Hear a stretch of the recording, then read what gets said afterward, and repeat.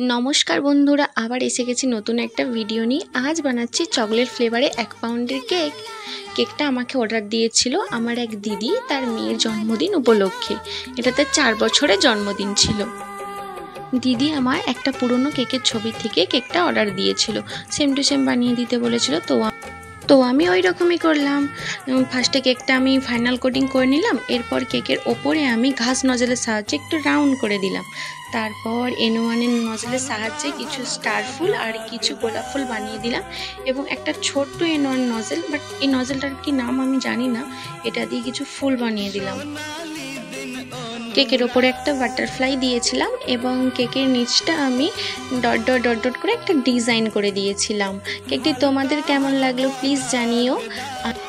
আর ওপরে কিছু সুগার বলও দিয়েছিলাম আর একটা লিফ নজলের সাহায্যে কিছু পাতাও করে দিয়েছিলাম।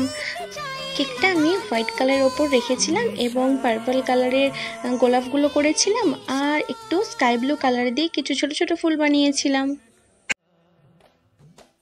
মন তো জানে না কারণ বারণ, মন তো মানে না।